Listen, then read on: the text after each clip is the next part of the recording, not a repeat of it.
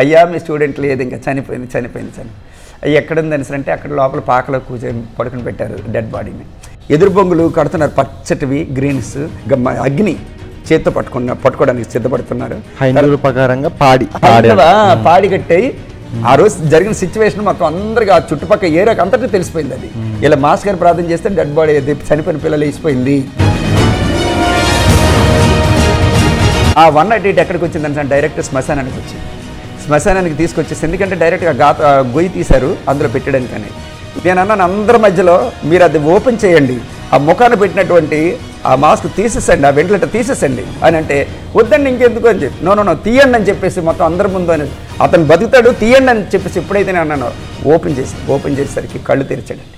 అదేవిధంగా మరి నా సొంత తల్లే చనిపోయింది మొన్న ప్రైవేట్ హాస్పిటల్.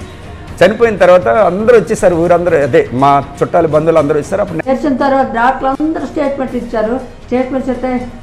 స్టేట్మెంట్ ఇచ్చినా నేను బ్రతకలేదు, చనిపోయిన తర్వాత అబద్ధాలు ఇప్పటికైనా సరే నేను మేసం మీద చేయిపెట్టి ఇలాగ పుట్టినటువంటి వాడు కానీ, ఇట్టి విధంగా పరిశుద్ధంగా జీవించినటువంటి వాడు కానీ, ఇట్టి విధంగా మనుషుల కొరకు చనిపోయినటువంటి వాడు కానీ, ఈ విధంగా మళ్ళీ చనిపోయి 3వ దినాన్ని లేచినటువంటి వాడు కానీ, 40 రోజులు మరి భూమి మీద జీవిస్తూ అనేకమైనటువంటి అద్భుత కార్యాలు జరిగిస్తూ 500 మంది కనిపించి ఆరోహణం అయిపోయినటువంటి వాడు ఎవరైనా సరే ఈ భూమి మీద ఉన్నట్లంటే కబర్దాలు నాకు చూపించండి, నా మెడకాయ మీద తలకాయ తీసి మీ పాదాల ముందు నేను పెడతానని చెప్పేసి కబర్దాలుగా ఇప్పటికి కూడా నేను చెప్తూ ఉంటానంటే టీవీలో.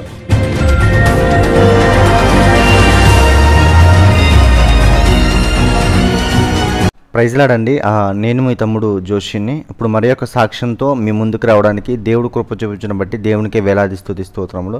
అలాగే విజయనగరం ఇప్పుడు ఈ అయ్యగారిని కలవడం నాకు చాలా సంతోషంగా ఉంది. పబ్లిక్గా చనిపోయిన డెడ్ బాడీస్ని పబ్లిక్గా జనాలందరి ముందు ఈ అయ్యగారి ద్వారా దేవుడు లేపడం, ఎవరైతే చనిపోయిన వారు లేచారో వాళ్ళ నోటంటే ఈ వీడియోలో మీకు సాక్షి రూపంలో చెప్తాను. తప్పకుండా మొదటి నుంచి చివరి వరకు ఈ సాక్ష్యాన్ని వినండి.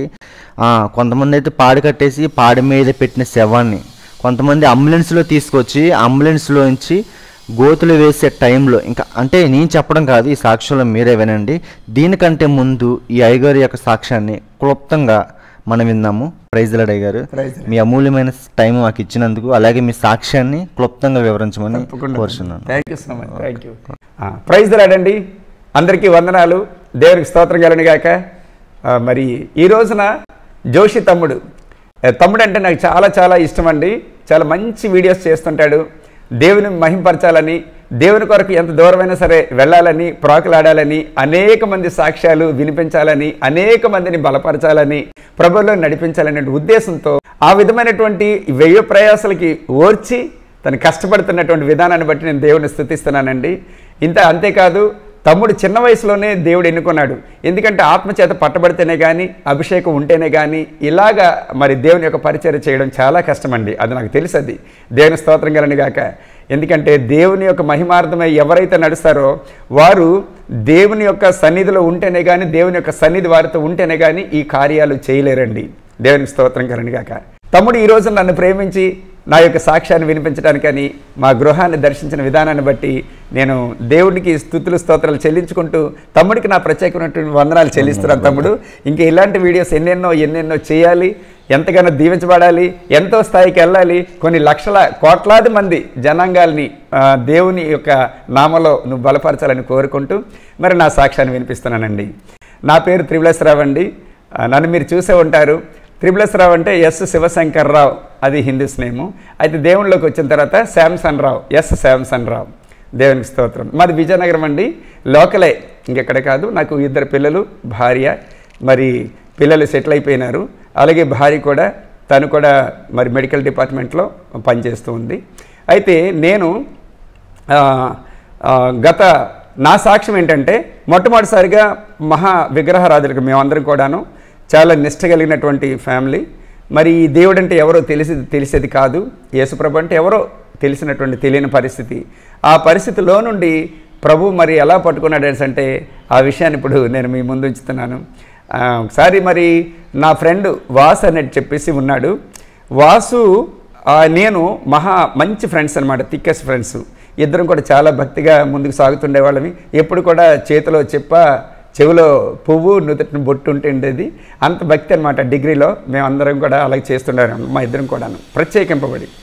అయితే ఒకసారి ఏంటంటే వాడు మరి బస్సుకి యాత్ర కోసం వెళ్ళాడు, షిరిడి యాత్ర. అయితే యాత్రకి అదే షిరిడికి వెళ్తూ ఉండగాను బస్సులో ప్రయాణిస్తున్నాడు. ఆ బస్సు ఏమైందని అంటే మధ్యలోకి వెళ్ళాక అది బ్రిడ్జ్ పై నుండి తిరగబడిపోయింది. మధ్యరాత్రిలో తిరగబడిపోయింది. చనిపోయారు, చాలామంది చనిపోయారు. అందులో నా ఫ్రెండ్ వాసు కూడా చనిపోవడం జరిగింది. నేను చాలా ఏడ్చానండి. 1 month అనమాట. 1 నెల రోజుల పాటు నేను పిచ్చోడిని అయిపోయి తిరిగాను. ఎందుకంటే అంత థిక్కెస్ట్ ఫ్రెండ్ అనమాట నాకు. ఎవరైనా ప్రభు గురించి చెప్పినా మాకు వ్యతిరేకంగా ఉండేది. ఎవరైనా సరే పాస్టర్ గారు వచ్చేటప్పుడు మాకు అదొకలా ఉండేది, కోపం ఉద్రేకం పడిపోతుండేవాళ్ళు. మన సంప్రదాయాలు ఏంటి, మన ఆచారాలు ఏంటి, మన పద్ధతులు ఏంటి, మన దేవుళ్ళు ఏంటి, మన దేవతలు ఏంటి, మనకి ఇన్ని ఉంటుండగా ఈ పరదేశ లేదంటే పరప్రాంతపు దేవుడే కావాల్సి వచ్చాడా, లేదంటే ఇదేంటి కంగాలుగా చెడపుట్టారని చెప్పేసి తిడుతుండేవాళ్ళం అన్నమాట. ఇద్దరం కూడా ఎక్కడికి వెళ్ళినా సరే ఇద్దరు వెళ్ళేవాళ్ళం, ఎక్కడికి చేసినా సరే ఏం చేసినా సరే అంతగా ఉంటుండేవాళ్ళం. ఆ యొక్క సమయంలో ఎప్పుడైతే చనిపోయాడో నేను నెల రోజులు నా మనసులో లేకుండా, మరి తిండి లేకుండా, నిద్ర లేకుండా చాలా ఇబ్బందికరమైన పరిస్థితికి వచ్చాను. అయితే చివరిలో ప్రభు నన్ను దర్శించాడు. తెల్లవారుజామున 3:30 గంటకి దర్శించాడు. అప్పుడు నాకు వివాహం కాలేదు, జాబ్ కూడా రాలేదు. అయితే దర్శించిన తర్వాత మరి ప్రభు నువ్వు వస్తున్నావు, నువ్వు యేసు ప్రభు కదా, నువ్వే నా ఫ్రెండ్ని చంపేశావు అని చెప్పేసి నేను అప్పటికి కూడా అతని మీద ఉద్రేకం పడుతూ ఉన్నాను. అయినప్పుడు కూడా అతని యొక్క కనికరమైనటువంటి ఆ ప్రేమ కలిగినటువంటి మనసుతో నన్ను దగ్గరికి రావడం జరిగింది. నన్ను దగ్గరికి వచ్చి తన యొక్క చేతిలో ఉన్నటువంటి గాయాలు కూడా చూపించి, నా కుమారుడా రా, నేనే నిన్ను కన్నటువంటి, లేదంటే నేనే నిన్ను సృష్టించిన వాడిని అని చెప్పేసి ఏదో మాట్లాడుతున్నారు ఆయన. నా కోపం మాత్రం చల్లారట్లేదు. ఈలోగా అయితే ఫాలో మీ అని అంటున్నాను, నన్ను వెంబడించు అని. ఇప్పుడైతే నేనెందుకు వెంబడించాలి నిన్ను అంటే, నా కుమారుడా నన్ను వెంబడించు అని చెప్పేసి ప్రశాంతమైనటువంటి వాతావరణం చేత ఆయన మాట్లాడుతున్న మంచి స్వరంతో ఎప్పుడైతే ఆయన మాట్లాడారో నేను ఆయన వెనకాలేదు. అప్పుడు ఆ సముద్రం లాంటి ఒక అగ్ని గుండం అన్నది నేను చూడడం జరిగింది. ఆ సముద్రం లాంటి అగ్ని గుండంలో నా ఫ్రెండ్ అని చెప్పానే వాస్ అని, వాడొచ్చి కొట్టుమిట్టాడుతున్నాడు. ఇప్పుడు ఎలకలు ఎలాగైతే ఈ కింద మీద కొట్టుమిట్టాడతాయో ఆ ఉడతలని లేకపోతే చిన్నవన్నమాట అవి, అట్టి విధంగానే స్వరం మాత్రం వినిపిస్తుంది, ఒరే శివ ఒరే శివ ఒరే శివ అంటాం వినిపిస్తుంది. కానీ ఎవడో వాసు పిలుస్తున్నట్టున్నాడు, ఇక్కడ నా వాసు ఎందుకు ఉంటాడని చెప్పేసి అనుకుంటున్నాను నేను. తీరా చూసిన తర్వాత అక్కడి నుంచి వాడు పిలుస్తున్నాడు, నీ ప్రక్కన నించినటువంటి వారే ఆయనే నిజమైనటువంటి దేవుడు, ఆయనే నిజమైన దేవుడు అని చెప్పేసి ఆయన పిలుస్తున్నాడు. వాసు పిలుస్తుంటే ఇప్పుడు పైకి చూశాను నేను, ప్రభువా నా వాసు అని అన్నాను, రక్షించవా నా వాసుని అని చెప్పేసి ఎప్పుడైతే నేనంటే హిస్ టైమ్ ఈజ్ ఓవర్, ఆయన సమయం అయిపోయింది నా కుమారుడా అని చెప్పేసాను. ఆయన సమయం అయిపోవడం ఏంటి ప్రభువా అని అంటే ఇంకా అవదు అని చెప్పేసి అప్పుడు నేను నెత్తునోరు కొట్టుకొని, మనం ఎంతో చేసాం, ఎక్కడెక్కడికో తిరిగాం, అంతా వృధా, ఆయన నిజమైన దేవుడు, నీ ప్రక్కన ఉన్నటువంటి ఆయన అని చెప్పేసి అంతే. ఆ స్వరం వినిపించిన తర్వాత మరి నేను ఆ కేకలకి, ఆ గగ్గోలు పెట్టినటువంటి ఆ ఏడుపులకి నేను తట్టుకోలేక, ప్రభు మరి ఇక్కడి నుంచి నన్ను తీసుకెళ్ళిపోవాల్సి అంటే అప్పుడు ప్రశాంతమైనటువంటి వాతావరణం ఉన్నటువంటి స్థలాన్ని తీసుకొని వెళ్ళాడు. అక్కడ కరెంటు లేదు, సూర్యుడు లేదు, చంద్రుడు లేదు, ఎవరు లేరు. కానీ వెలుగు మాత్రం ప్రత్యేకమైనటువంటి ఒక వెలుగు, 2 కన్నులతో చూడలేనటువంటి ప్రశాంతమైనటువంటి ఒక వెలుగు నిండిపోయింది ఆ యొక్క ప్రాంతం అంతా కూడా.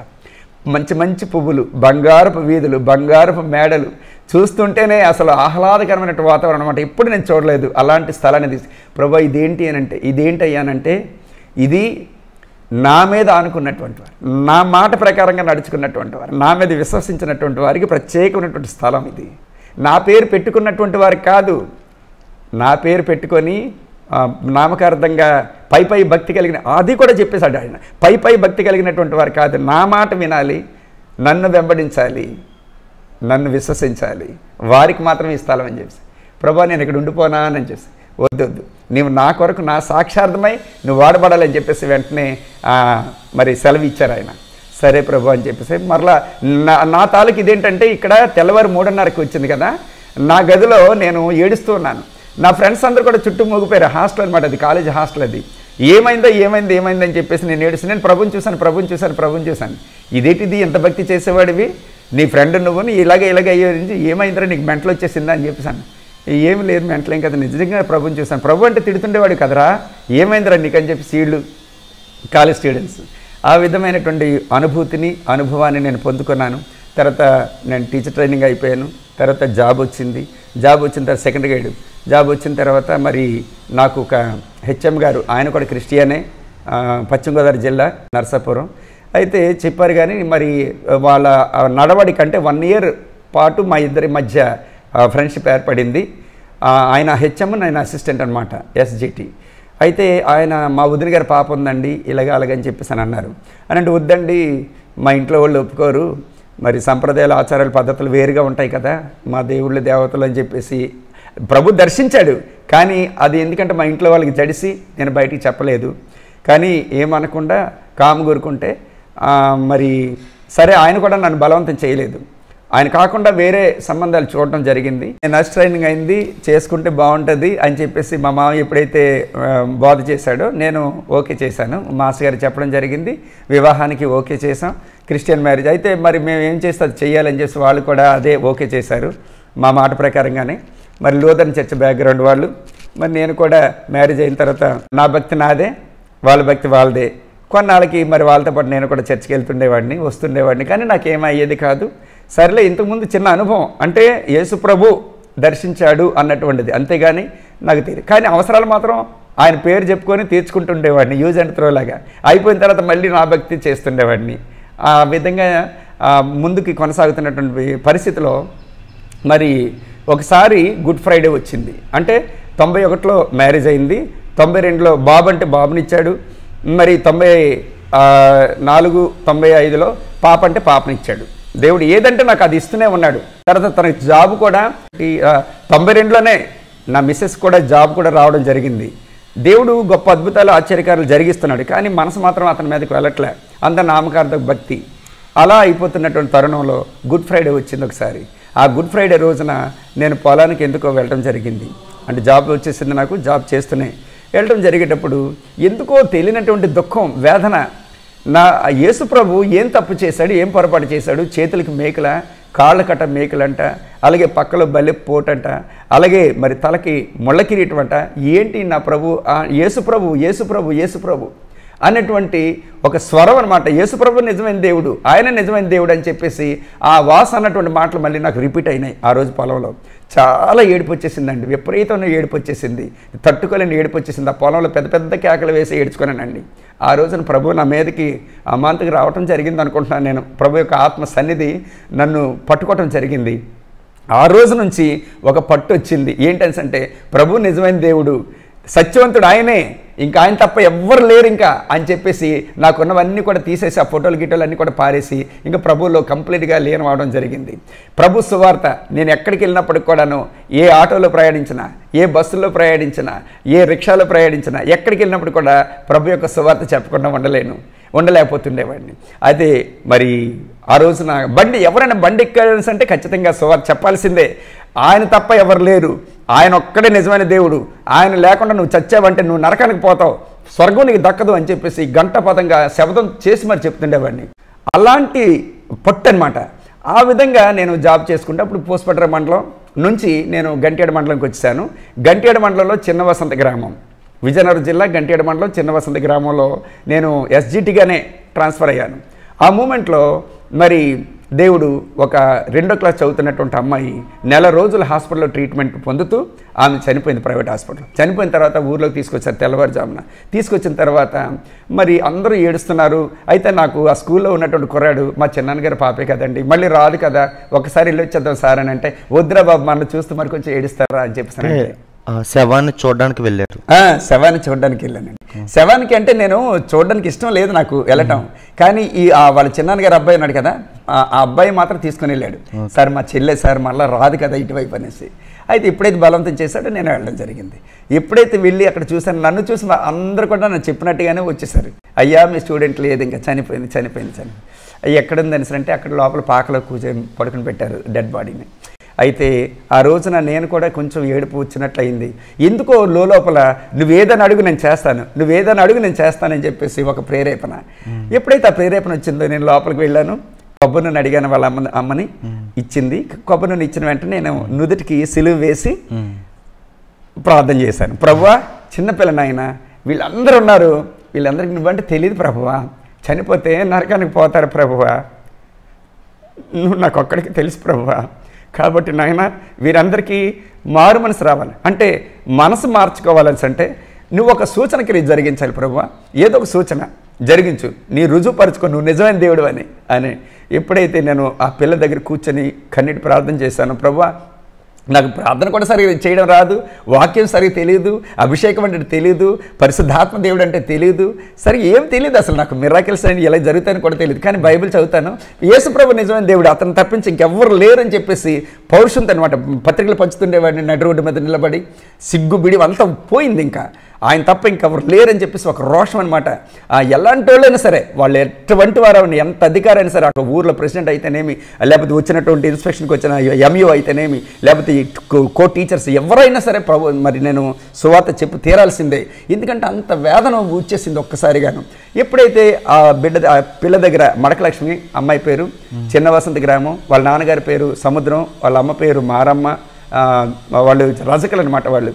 అయితే సాక్ష ఎప్పుడైతే నేను కూర్చొని ప్రార్థన చేశానో వెంటనే కళ్ళు తెరిచింది, కాళ్ళు కదిపింది, తలకాయ అటు నుంచి తిప్పింది. ఎప్పుడైతే తిప్పిందో ఒక్కసారికి నాకు భయం వచ్చేసింది. అంటే తిప్పింది ఇదంతా నాకు తెలియట్లేదు, కానీ నేను ప్రార్థనలో ఉన్నాను. ఈలోగా అది కమ్మలిల్లు అనమాట, అందరూ దూరుతున్నారు. దూరేసి అందరూ కూడా మూకమ్మడిగా వచ్చేసరికి నేను డిస్టర్బ్ అయ్యాను. ఎప్పుడైతే డిస్టర్బ్ అయ్యాను, ఇదేంటిది ఇందాక ఎవరు లేరు కదా, నేను వచ్చేటప్పుడు ఇప్పుడు ఏంటంటే కళ్ళు తెరిసరికి ఈ పిల్ల కళ్ళు తెరిచి వస్తుంది.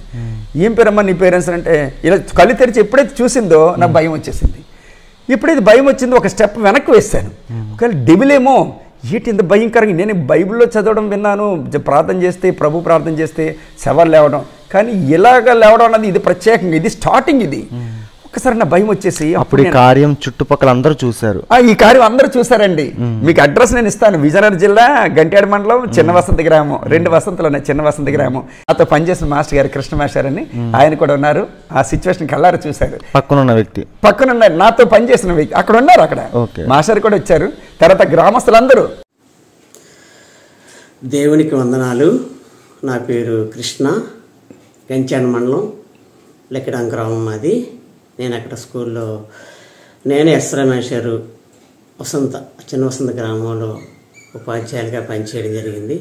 అప్పుడు ఆయన హెడ్ మాస్టర్గా నేను అసిస్టెంట్గా పనిచేయడం జరిగింది. మా పాఠశాలలో మడకలక్ష్మి అని ఒక అమ్మాయి ఉండేది, 2వ తరగతి చదువుతుండేది. అమ్మాయికి అస్వస్థతకు గురయ్యి జిల్లా హాస్పిటల్లో ఒక 4 రోజుల పాటు చికిత్స పొందింది. ఆ తర్వాత చనిపోవడం జరిగింది. ఆమెను తన స్వగ్రామం తీసుకొచ్చి వాళ్ళ చిన్న పూరి గుడిసెలే వేశారు. అంత్యక్రియలకు ఏర్పాట్లు చేసుకుంటున్నారు. ఈ విషయం మాకు తెలిసి నేను ఎస్ రమేష్ గారు వెళ్ళడం జరిగింది. ఎస్ రమేష్ గారు వెంటనే అక్కడ కన్నీటి ప్రార్థన చేయడం జరిగింది. కొన్ని క్షణాల్లో మొదట కాళ్ళు, చేతులు, తర్వాత కళ్ళు కదిపి ఒక నిమిషంలో లేచి కూర్చోవడం, సజీవంగా లేచి కూర్చోవడం జరిగింది. ఈ విషయం చాలా ఆశ్చర్యంగా జరిగింది. ఈ విలేజ్ అంతా తెలిసి అందరూ వచ్చి ఆశ్చర్యపోవడం జరిగింది. ఇది దేవుని యొక్క మహిమగా నేను తెలియచేస్తున్నాను. ఆ రోజు జరిగిన సిచ్యువేషన్ మొత్తం అందరికీ ఆ చుట్టుపక్కల ఏరియాకి అంతటికీ తెలిసిపోయింది. అది ఇలా మాస్టర్ గారు ప్రార్థన చేస్తే డెడ్ బాడీ చనిపోయిన పిల్లలు వేసిపోయింది.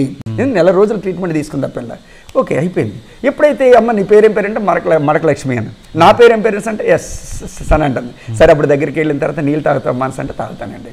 అప్పుడు గ్లాస్తో నీళ్ళు తాగించి అన్నం తింటావమ్మా ఆకలేస్తుందని అంటే తింటాను సార్ అన్నది. ఎప్పుడైతే శ్మశానానికి అంటే నేను ఆ బాడీ దగ్గరికి వెళ్ళక మునుపు ఎదురు బొంగులు కడుతున్నారండి తమ్ముడు, ఎదురు బొంగులు కడుతున్నారు పచ్చటివి గ్రీన్స్. తర్వాత వచ్చి ఈ పట్టి అగ్ని చేత్తో పట్టుకోవడానికి సిద్ధపడుతున్నారు. ప్రకారంగా పాడి కట్టాయి. తర్వాత వచ్చి నిప్పులు రాసేసి ఒక పిడతలో వేశారు. అదేవిధంగా మరి ఇక్కడ ఏంటిది ఈ మూరీలు కలిపి ఒక దగ్గర ఉంచారనమాట. అందరూ సిద్ధంగా ఉన్నారు, చుట్టాలు బంధువులు అందరూ వచ్చేసారండి. సమాజ్ చేయడానికి అందరూ వచ్చేసారు. ఇంకా తీసుకెళ్ళిపోవటమే. ఆ హాఫ్ అన్ అవర్లో నన్ను కోరిని తీసుకుని ఈ అబ్బాయి తీసుకుని వెళ్ళడం జరిగింది. ఆ రోజు అలా జరిగితే వెంటనే ఆమెకు నేనే అన్నం తినిపించి బయటకు వచ్చి అప్పుడు సువార్త చేసి నేను మళ్ళీ స్కూల్కి వెళ్ళిపోవడం జరిగింది. ఆ రోజు నుంచి ఆ ఊరు వాతావరణం మారిపోయిందండి. దేవుడికి స్తోత్రం కలిగిన కాక. అదేవిధంగా రెండోది ఏంటంటే ఇక్కడ పాస్టమ్మ గారు ఒక 2-3 సంవత్సరాలు పోయిన తర్వాత విజయనగరం జిల్లా పూసపట్ర మండలం కొవ్వాడి గ్రామం వాళ్ళు వైజాగ్ నుంచి వచ్చి పరిచయం చేస్తున్నారు. జోసఫ్ గారు వాళ్ళ భర్త పేరు పాస్టర్ గారు, వాళ్ళ మిస్సెస్ పేరు వచ్చి ఎస్తేరమ్మ. ఆమె అయితే మధ్య మరి నాకు ఇన్విటేషన్ ఇచ్చారు. ఎలాంటి ఇన్విటేషన్స్ అంటే క్రిస్మస్ మెసేజ్ మీరు ఇవ్వాలి అని చెప్పేసి. ఆ రోజు నేను సాయంత్రం వెళ్ళేసరికి మధ్యాహ్నం 1 గంట 2 గంటలకు ఈ ప్రాంతంలో చనిపోయిందంట ఆవిడ. ఉట్నే అంటే హార్ట్ స్ట్రోక్ మరి ఏంటిది నాకు తెలియదు, కానీ కారణం చనిపోయింది. మొత్తం ఊరందరూ కూడా చర్చి దగ్గర ఉన్నారండి. ఏంటి పరిస్థితి అనేసి అంటే ఇలాగ పాస్టర్ గారు చనిపోయారు. పాస్టర్ గారు చనిపోతే మరి నాకు కబురు చెప్పలేదు, ఏం చెప్పలేదు అనేసి అంటే లేదు అయ్యగారు మరి ఆ దుఃఖంలో ఉండి మీకు ఏం చెప్పలేదు. మొత్తం అందరూ వచ్చారు, ఆ పిల్లలందరూ కూడా వచ్చేసరికి పాస్టర్ గారు అయ్యగారు ప్రార్థన చేయండి, పాస్టర్ గారు చనిపోయారు. పాస్టర్ గారు చనిపోతే మరి నేనేం ప్రార్థన చేయను అని సార్. లేదు చెయ్యండి అయ్యగారు అని చెప్పి మొత్తం ఆ ఊళ్ళో అంటున్నారు. ఊరు వాళ్ళు ఏమంటున్నారంటే మనలాంటి దేవుళ్ళని ఒక దేవుడర్రా, దేవుడు మాత్రం ఏం చేయగలడు, మనకి ఎలాగున్నాయి దేవుళ్ళు, ఆ దేవుళ్ళు ఇతను ఒకడు అని చెప్పేసేమో ఆ అమ్మలక్కలందరూ కూడా చేతులు తిప్పుకుంటూ అలాగే వెళ్ళిపోతారు. ఆ మాట ఎప్పుడైతే నాకు వచ్చిందో ఏదైనా భరిస్తాను, కానీ నా తండ్రిని ఒక్క మాట అన్నా సరే నేను భరించలేనండి. ఎందుకంటే నా తండ్రి అంత ప్రేమ కలిగిన తండ్రి, నా కోసం ప్రాణం పెట్టిన తండ్రిని, నా కోసం నరకం తప్పించడానికి వచ్చిన తండ్రిని ఒక్క మాట అంటే నేను సహించలేను. ఆ మూమెంట్లో ఎప్పుడైతే వాళ్ళు ఇదయ్యారో నేను పాస్టర్ గారి దగ్గరికి వెళ్ళి కూర్చొని ప్రభువా ఈమె మరి వృద్ధురాలు కాదు, పోనీ ఏ జబ్బు ఏ జ్వరం కాదు, నువ్వు పంపించావు నీ యొక్క సేవ కొరకు, అలాంటప్పుడు నువ్వు ఇలా తీసుకుపోతే ఎలా ప్రభువా, ఊరు వాళ్ళందరూ కూడా నేను హేళన చేస్తున్నారు ప్రభువా, కాబట్టి నాయన ఇప్పుడే తీసుకెళ్ళినటువంటి ఆ యొక్క జీవాత్మ ఇప్పుడే ఈమెలోనికి వచ్చి నువ్వు నిరూపించుకో ప్రభా, నువ్వు నిజమైన దేవుడు అని ఊరందరూ కూడా నీ వైపు తిరగాలి ప్రభా, నీకు అవమానం రాకూడదు ప్రభా అని చెప్పి ఎప్పుడైతే అనేసరికి ఆమె నా చేయి పట్టుకుందండి. వెంటనే నేను కళ్ళు మూసుకొని ఎప్పుడైనా నాకు ఒక వరం ఇచ్చాడు దేవుడు, ఎప్పుడైనా నేను ప్రార్థన చేస్తే కన్నీళ్ళు వచ్చేస్తాయండి. అంటే పరిశుద్ధాత్మ దేవుడు ఆ విధంగా ఎప్పుడైతే నేను చేస్తే నా కుమారుడా నువ్వు చేసినటువంటి ప్రార్థన విజ్ఞాపన అది ధూపం వల్లే నా దగ్గరికి వచ్చింది, నా కుమార్తె నా యొక్క చిత్తానుగుణంగా నేను తీసుకుపోయాను, నువ్వెందుకు ఏడుస్తున్నావు అని చెప్పేసి. లేదు ప్రభువా వీళ్ళందరూ కూడా నేను హేళన చేస్తున్నారు అయ్యా, కాబట్టి నేను సహించలేకపోయినా ఆయన, అందుకని ప్రభువా అందుకని ఈ యొక్క సాక్షార్థమై ఈ నీ కుమార్తెలోనికి నువ్వు వచ్చావనుకో, నీవు కార్యం జరిగిస్తే అందరికీ రుజువు అవుతుంది కదా ప్రభువా అని చెప్పేసి నేను అనేసరికి నా కుమారుడా ఈయన కుమార్తెను ప్రవక్తినిగా వాడుకుంటాను ఈ గ్రామంలో అని చెప్పేసి అందరి ముందు కూడా ప్రభు మాట్లాడడం జరిగింది. నా కుమారుడు నిన్ను ఎన్నుకున్నాను, ప్రత్యేకంగా నీతో పాటు ఈ కుమార్తెను కూడా ఎన్నుకున్నాను. అప్పుడు చుట్టుపక్కల అందరూ సాక్ష్యం, అందరూ ఇప్పుడు ఆ రుజువు గల సాక్ష్యం ఉందండి, సాక్ష్యం ఉంది. కావలసి మీకు అనుమానం అయినట్లయితే మీరు అడ్రస్ ఇస్తాను కనుక్కోండి, ఫోన్ నెంబర్ కూడా నేను మీకు ఇస్తాను. ఇంకా ఆవిడ మాటలను మీరు విందరు, కానీ నేను వీడియో కూడా చేశాను ఆవిడ పంపించినటువంటిది. దేవుని స్తోత్రం కలండి. ఎందుకంటే ఊరందరి మధ్యలో జరిగినటువంటి సిచ్యువేషన్ ఇది, ఒక్కరి మధ్య జరిగింది కాదు ఇది. ఎందుకంటే దేవుని మహిమార్థం అండి ఇది, గొప్పల కోసం మెప్పుల కోసం చప్పట కోసం కాదు ఇది. ఎందుకంటే దేవుడు మన మధ్యలో ఉన్నాడు, దేవుని సన్నిధి మన మధ్యలో ఉంది కాబట్టి దేవునికి స్తోత్రం కలిగింది కాక హల్లెలూయా. అయితే ఈ విధంగా పత్రికలు పంచుతుండేవాడిని, అలాగే మీటింగ్స్ నన్ను పిలుస్తాను, నేను దేవుళ్ళలో బలపరుస్తూ ఉన్నాను. అంటే లోదన చర్చికి వెళ్తున్నప్పటికీ ఎప్పుడైతే నన్ను దేవుడు పట్టుకున్నాడో, దేవుని ఆత్మ నన్ను సంధించిందో, ఆ అభిషేకం నా మీదకి వచ్చిందో, ఇంకా ఒకటి దేవునిలో ఎదగాలి, దేవుని కొరకు ప్రాకులాడాలి, దేవుని కొరకు ప్రయాణించాలి, ఎక్కడికైనా సరే ఎంతమందికైనా నేను చెప్పాలని చెప్పేసి ఒక ఉద్రిక్త, ఒక రోషం, ఒక పౌరుషం, ఒక మంట అది రగడన్నది నా గుండెల్లో హత్తుకుపోయిందండి. దేవుని స్తోత్రం కలిగిన గాక. అయితే ఇంకక్కడి నుంచి దైవశక్తులు బయటికి వెళ్ళిపోవటం, ప్రార్థన చేస్తే నన్ను చూస్తే పడిపోతుండే అనమాట, అంత పవర్ఫుల్గా ఉండేది. అయితే దేవునికి స్తోత్రం. ఆ విధంగా నేను వెళ్ళేటప్పుడు మరొక డెడ్ బాడీ చూసుకున్నట్లయితే నేను ప్రమోషన్ వచ్చేసిందండి నాకు 2009లో ఇక్కడ పెదమజ్జిపాలెం గంట్యాడ మండలం 2009లో ప్రమోషన్ వచ్చిందండి ఎలిమెంటరీ స్కూల్ నుంచి హై స్కూల్కి. మరి ఆ స్కూల్లో పనిచేస్తున్నటువంటి ఆయన త్రినాథ్ అని చెప్పేసి ఆయన ఉన్నాడు, యవ్వనస్తుడు ఆయన ఏంటంటే పాపం కొంచెం డ్రింక్ అలవాటు. మరి ఒకరోజు రాత్రి వస్తూ ఉండగాను ఎడ్ల బండి యాక్సిడెంట్ జరిగింది, 2 వీలర్ మీద వస్తూ ఉండగాను భయంకరమైనటువంటి యాక్సిడెంట్ అనమాట. ఇంకా బ్లీడింగ్ అయిపోతుంది, విపరీతం బ్లడ్ గారిపోతే ఆ రోజు ఎవరు మరి 108 బుక్ చేసి గవర్నమెంట్ హాస్పిటల్ తీసుకొస్తే జాయిన్ చేసుకోలేదు, ప్రైవేట్ హాస్పిటల్ తీసుకెళ్ళి అక్కడ వైజాగ్ తీసుకెళ్తున్నారంట. వైజాగ్ తీసుకెళ్ళిన తర్వాత అక్కడ జాయిన్ చేసుకున్నారు. అయితే నేను మరుసటి రోజు వెళ్ళేసరికి కండిషన్ చాలా సీరియస్గా ఉంది అబ్బాయిది. అయ్యో యవ్వనస్తుడు, ఎలాగైతే ఎలా ప్రభువా, ఈ యవ్వనస్తుడు నీ కొరకు వాడబడాలి ప్రభువా, నీకు సాక్షాత్వం నువ్వు నిలబెట్టుకోవాలి ప్రభువా అని చెప్పేసి కన్నీటి ప్రార్థన చేసి, అప్పటికి ఆ తల్లిగారు నమ్ముకున్నారు, వీళ్ళ పెద్దని నమ్ముకున్నాడు, త్రినాథాల పెద్దని నమ్ముకున్నాడు, వదిన నమ్ముకున్నాడు. కానీ ఈ అబ్బాయి కానీ ఈ అబ్బాయి భార్యని ఎవరు నమ్ముకోలే. అప్పుడు వైజాగ్లో అంత ప్రార్థన చేసి వచ్చేసాను. అమ్మ మీ అబ్బాయికి ఏ ప్రమాదం లేదు, అసలు మృత్యు అంటూ ఏముండదు, భయపడొద్దు అని చెప్పేసి ఆ రోజు చెప్పేసి వచ్చేయడం జరిగింది. అయితే నెల రోజులు ట్రీట్మెంట్ తీసుకున్నాక సడన్గా ఏమైందని అంటే ఈ అబ్బాయి చనిపోయాడని చెప్పేసి 108లో డైరెక్ట్గా పంపించారండి ఊర్లోకి, పెదమజ్జిపాలెం గంటేడు మండలం. ఆ రోజు అక్కడ హై స్కూల్ మా టీచర్స్ అందరూ కూడా దండలు కూడా పూలదండలు కూడా తీసుకుని వెళ్ళాం.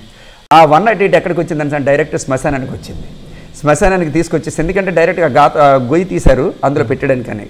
ఇంత నాకు వెళ్తున్నాను కానీ నా గుండెలో మాత్రం మంట ఉంది. ఏంటి ఇంత ప్రార్థన చేసిన తర్వాత ప్రభు విన్నాడు కదా, ప్రభు అలాగా చంపాడు, ఆయన్ని సాక్షాత్మే వాడుకుంటాడు అని చెప్పేసి ఆ యొక్క దృఢమైనటువంటి నిశ్చయిత నాకు ఉంది, విశ్వాసం. ఎప్పుడైతే 108 అక్కడికి వచ్చేసిందో ఇది మాస్క్ అదే వెంటిలేటర్ అది తీయలేదండి, తీయకుండానే దించేసి చేసేపోతున్నారు. నేను అన్నాను అందరి మధ్యలో మీరు అది ఓపెన్ చేయండి, ఆ ముఖాన్ని పెట్టినటువంటి ఆ మాస్క్ తీసేసండి, ఆ వెంటిలేటర్ తీసేసండి అని అంటే వద్దండి ఇంకెందుకు అని చెప్పి నో తీయండి అని చెప్పేసి మొత్తం అందరి ముందు అని అతను బతుకుతాడు తీయండి అని చెప్పేసి ఎప్పుడైతే నేను అన్నానో ఓపెన్ చేసేసరికి కళ్ళు తెరిచాడండి. కళ్ళు తెరిచాడు అందరి మధ్య. ఆ అబ్బాయి కూడా మరి సాక్ష్యం ఇవ్వటం, అబ్బాయి, ఆ భార్య, కుటుంబీకులు, ఊరు వాళ్ళు, మా టీచర్స్ అందరూ కూడా అక్కడ ఉన్నారు. ఆ రోజున మరి తీసుకెళ్ళినటువంటి పూలదండలు తీసుకొచ్చి మరలా స్టాచ్యూ, గాంధీ తాత స్టాచ్యూలో వేయటం జరిగిందండి. స్టాచ్యూ మీద దేవుని స్తోత్రం కలిగిన ఏం దాపరకం లేదు, ఇదంతా పబ్లిక్గా జరిగినటువంటివి. సడన్గా మరి ఆ యొక్క యాక్సిడెంట్ అన్నది జరిగింది రోడ్డు మీద భయంకరంగాను. బ్లడ్ అంతా బ్లీడింగ్ అయిపోయింది, తలకాయ 2 చెక్కలు అయిపోయింది అనమాట. అంటే యాక్సిడెంట్ అంటే అక్కడ ఆ యొక్క ఇదేంటిది ఎడ్ల బండి గుద్దేసుకో. చెట్టు చివరికి ఏంటంటే ఇంకా 1 మంత్ అనుకుంటా, దగ్గర 1 మంత్ ఎంతో హాస్పిటల్లో ఉన్న తర్వాత డాక్టర్స్ కూడా 108 బుక్ చేసి ఇంక ఈ అబ్బాయి చనిపోయాడు తీసుకెళ్ళిపోండి అని చెప్పేసి పంపించేస్తే ఆ స్కూల్ టీచర్స్ అందరం కూడాను ఇక్కడ పూలదండలు పట్టుకెళ్ళాము మెడలో వేయడానికి. ఇదేంటిది ఎంత ప్రేయర్ చేసి రావడం జరిగింది, ఇలాగ అయిపోవటం ఏంటంటే చాలా వేదన లోపల. అప్పుడు నేను ఆ బరిల్ గ్రౌండ్లోనే లేదు మీరు తీయండి, ఏమంటారు దీన్ని, వెంటిలేషన్ తీయండి, ఖచ్చితంగా ఆయనకి జీవం వస్తుంది, ప్రభు ప్రార్థన గట్టితనం మంచిగా అద్భుతం జరిగిస్తాడు ప్రభున్స్ అంటే అప్పుడు అందరిలో కూడాను జనాలందరూ వచ్చారు. ఆ యొక్క శ్మశానంలోనే ఆ యొక్క ఎప్పుడైతే వెంటిలేటర్ బయటికి తీశారో వెంటనే కళ్ళు తెరవడం జరిగింది. చక్కగా సజీవ లెక్కలో అబ్బాయి హెల్దీగా లేవడం జరిగింది. అదొక అద్భుతం. మళ్ళీ టీచర్స్ అందరం కూడాను ఆ పూలదండలు తీసుకెళ్ళిపోయి గాంధీ మరి స్టాచ్యూలో వేసేయడం జరిగింది ప్రియులారా. అదేవిధంగా మరి నా సొంత తల్లే చనిపోయింది మొన్న ప్రైవేట్ హాస్పిటల్ని. చనిపోయిన తర్వాత అందరూ వచ్చేసారు, ఊరందరూ అదే మా చుట్టాలు బంధువులు అందరూ వచ్చారు. అప్పుడు నేను క్యాంప్లో ఉన్నాను. ఆ రోజు రాత్రి ప్రయాణం చేసి తెల్లవారేసరికి వచ్చాను. చివరి చూపండి అని చెప్పేసి మా ఆవిడ చెప్తుంది. చివరి చూపండం ఏంటి, పొరపాటున అది జరగదు అని చెప్పేసి ఎప్పుడైతే మా అమ్మ దగ్గరికి వెళ్ళి ప్రార్థన చేశానో వెంటనే తన కళ్ళు తెరవడం జరిగింది. ఆమె కూడా ఆ మాటలోనే అది కూడా సాక్ష్యం ఉంది. దేవుడికి స్తోత్రము. నాకు చాలా సీరియస్ అయిపోయింది ఒకనప్పుడు. వెంటనే నా కోడలు తిరుమల ప్రసాద్ హాస్పిటల్లో నన్ను చేర్చేసింది. చేర్చిన తర్వాత డాక్టర్లు అందరూ స్టేట్మెంట్ ఇచ్చారు. స్టేట్మెంట్ ఇచ్చినా నేను బ్రతకలేదు, చనిపోయిన తర్వాత నా దగ్గర వాళ్ళు, నా దగ్గర చుట్టాలు, బంధువులు అందరూ వచ్చేసారు. వచ్చేస్తే ఎక్కడి నుంచో వెంటనే నా కుమారుడు వచ్చేసి నాకు ప్రార్థన చేశాడు. దేవుడు శక్తి మూలన దేవుడు నా కుమారుడు ద్వారాగా నన్ను బ్రతికించుకున్నాడు. దేవుని స్తోత్రం. అదేవిధంగా మరి కరోనా మూమెంట్లో అయినట్లయితే రాఘవేంద్ర కుమార్ అని చెప్పేసి ఆయనది అరకు నేటివ్ ప్లేసు. అయితే అరకు నుంచి మరి ఆ కరోనా సోకిన వెంటనే చాలా ప్రమాదకరంగా ఉంది పరిస్థితి అని చేసి వైజాగ్ తీసుకొస్తారు. వైజాగ్ తీసుకొస్తే అక్క బావాళ్ళు ఉన్నారు. వాళ్ళు ఏంటంటే ప్రతి హాస్పిటల్ తీసుకుని చాలా డబ్బులు ఖర్చు పెట్టారు ఏ హాస్పిటల్లో జాయిన్ చేసుకోవడం. కానీ అపోలోలో ఎవరు కొంచెం డబ్బు ఎక్కువ అడిగారంట. అయినప్పటికీ ఎందుకులే ఇది భరింపు అని చెప్పేసి కేజీహెచ్లో జాయిన్ చేశారు. ఆ మూమెంట్ ఏంటంటే వాళ్ళు చిన్నక్క మాత్రం వెళ్ళలేదు, అరకులో ఉంది. ఆ రోజు అర్ధరాత్రి అనమాట నాకు ఇలా ఫోన్ చేసేసరికి, అమ్మ మీరు నీరు తీసుకోండి, నీటిలో నేను ప్రయోజనం చేస్తాను, ఆ నీటిలోకి నా ప్రభావాన్ని పంపిస్తాను, దేవుని ప్రభావాన్ని. 6:19 సువార్త కదండి. అట్టి విధంగా నా ప్రభావాన్ని వాళ్ళ అక్కలో నుంచి ఆ అబ్బాయి మీదకి ఎప్పుడైతే పంపించడం జరిగిందో 90 అనుకుంటా, 90 మొత్తం లిస్ట్ అవుట్ చేశారు డాక్టర్ గారు. మొత్తం చనిపోయారు వీళ్ళు, రేపు మార్నింగ్ కల్లా ఇది సంగతి అని చెప్పేసి మొత్తం లిస్ట్ అవుట్ చేసి పెట్టేశారు లిస్టు. అందులో ఇతని పేరు 2వ పేరు 3వ పేరు. ఆ మూమెంట్ ఎప్పుడైతే ఆ ప్రభావం అతనిలోకి వెళ్ళిందో ఆయన చనిపోయినటువంటి వ్యక్తి తెల్లారిసేపు మొత్తం 7 చనిపోయారండి. 7 8 మొత్తం అందరూ చనిపోయారు. ఈ అబ్బాయి ఒకటే బతికాడు అన్నమాట, రాఘవేంద్ర కుమార్. అతనిది కూడా మీకు సాక్ష్యం ఉంది. ఎవిడెన్స్ లైవ్ ఎవిడెన్స్ అంటారా, లైవ్ ఎవిడెన్స్ ఉంది, లైవ్ టెస్ట్ మనీ మీరు చూడండి. దేవునికి స్తోత్రం. అయ్యగారు వందనాలండి, దేవునికి స్తోత్రం, ప్రతి ఒక్కరికి వందనాలండి. నా పేరు రాఘవేంద్ర కుమారు, మాది స్వగ్రామం అరకు అండి, అల్లూరి సీతారామరాజు జిల్లా. గత సంవత్సరంలో వచ్చిన ఫస్ట్ వేవ్ కరోనాలో నేను చాలా ఇబ్బంది పడ్డాను. కరోనా సోకడం వలన నాకు తెలియలేదు. నేను చాలా సీరియస్ గా ఉన్నప్పుడు మా వాళ్ళు వైజాగ్ హాస్పిటల్, ప్రైవేట్ హాస్పిటల్ తీసుకెళ్లి జాయినింగ్ చేశారు. ప్రైవేట్ హాస్పిటల్ అన్ని టెస్టులు చేసేసరికి చివరికి ఇతనికి గుండెలో కరోనా సోకిసింది, ఊపిరితిత్తు నుంచి గుండెలోకి వెళ్ళిపోయిందని చెప్పడం జరిగింది. 2 రోజుల నుంచి తర్వాత డాక్టర్లు చేతులు ఎత్తేసారండి. చాలా డబ్బులు కూడా ఖర్చు అయిపోయి ఇతను చనిపోతాడు, మీరు తిన్నగా ఇంటికి తీసుకెళ్ళిపోమని చెప్పారండి. అయితే మా వాళ్ళు బాధపడి ఏదో విధంగా మా తమ్ముడిని బ్రతికిద్దాం అనుకుని మా వాళ్ళు ప్రతి హాస్పిటల్, ప్రైవేట్ హాస్పిటల్ వెళ్ళి అడిగితే ఎవరు కూడా లాస్ట్ స్టేజ్ లో ఉన్న వాళ్ళకి మేము జాయిన్ చేసుకోము. చివరికి అపోలో హాస్పిటల్ వాళ్ళకి వెళ్ళి అడిగితే మేము గ్యారెంటీ ఇవ్వము కానీ రోజుకి ₹1,00,000 తీసుకుంటాము అని చెప్పారండి. అయితే అంత డబ్బులు మా దగ్గర లేదు కాబట్టి కేజీహెచ్ లో కరోనా వాళ్ళకి ఒక ప్రత్యేకంగా బిల్డింగ్ ఏర్పాటు చేయడం జరిగింది. అక్కడ ఒక కేజీహెచ్ లో నన్ను తీసుకెళ్లి జాయిన్ చేశారట. అక్కడ నేను 2 రోజులు ఉన్నప్పుడు నా గురించి వారు అబ్జర్వేషన్ చేసి ఇతను బ్రతికాడు, బాగా సివియర్ గా ఉన్నాడు అనేసి రిసెప్షన్ లో బోర్డు మీద నా పేరు రాయడం జరిగిందండి. నాది 2వ పేరు. మొత్తం నాతో పాటు 9 మంది పేర్లు అక్కడ రాయబడడం జరిగింది. ఆ రాత్రి డాక్టర్ గారు మా పెద్దబాబు గారిని పిలిపించి ఇతని యొక్క తాలూకా కుటుంబస్తులు ఎక్కడెక్కడైతే ఉన్నారో మీరు ఫోన్ చేసి రప్పించండి, ఈ రాత్రికి ఇతను బ్రతకడని మేము బ్రతకడని మేము అనుకుంటున్నాము. ఒకవేళ చనిపోతే ఈ డెడ్ బాడీ మీకు చూపిస్తాం కానీ దూరం నుంచి చూపిస్తాము, మేము ఖననం చేసేస్తామని చెప్పారు. కాబట్టి ఆ రాత్రి మా వాళ్ళ ముందు రోజు ప్రతి ఒక్కరిని మా కుటుంబస్తులు దూరం ప్రాంతం నుంచి వచ్చి అందరూ ఒకే దారి ఉండి ప్రార్థన చేశారండి.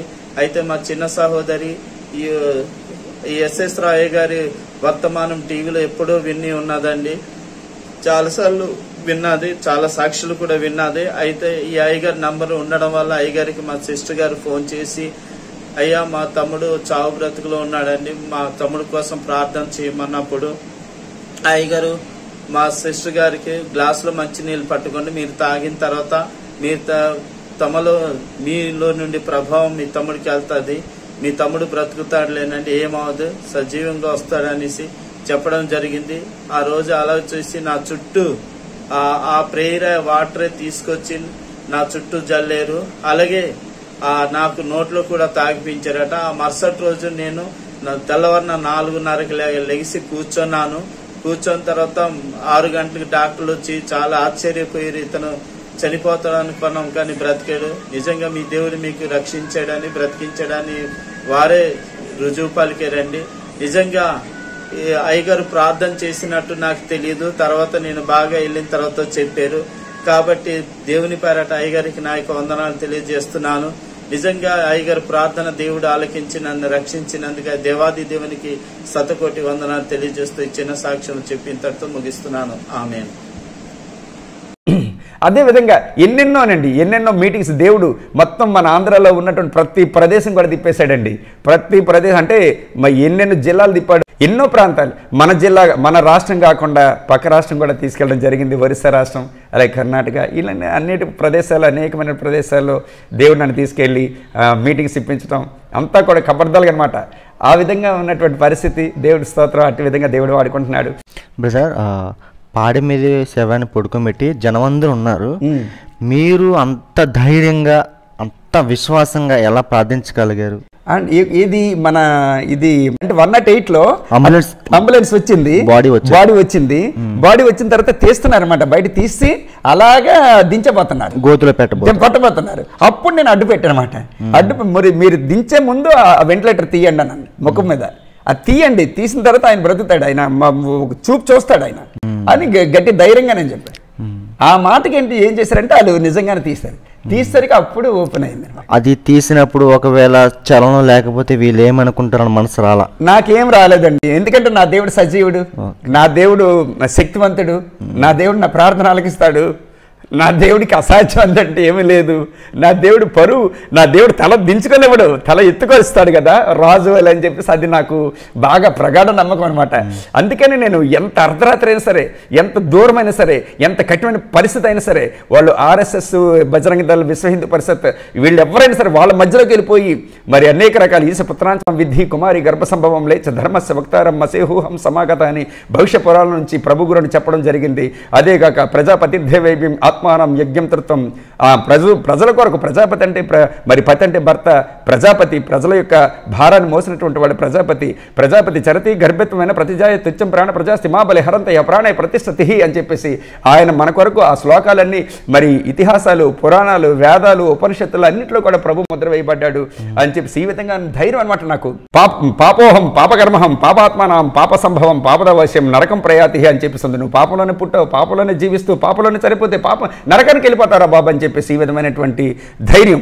అదేవిధంగా అజ్ఞానం అహం భవతి వినాశాయ నరక ధ్వంస ప్రాప్తి. అజ్ఞానం అనేది భక్తి నరకం అనేటువంటి అగ్నిగుండంలోనికి నేను తీసుకుపోతుందని చెప్పేసి ఈ విధమైనటువంటి ఆ యొక్క రెఫరెన్సెస్ కూడా చూపిస్తూ, అదే ముస్లిం తాలూకు రెఫరెన్సెస్ కూడా చూపిస్తూ ప్రభువుని నేను నిర్ధారిస్తుండేవాడిని అనమాట.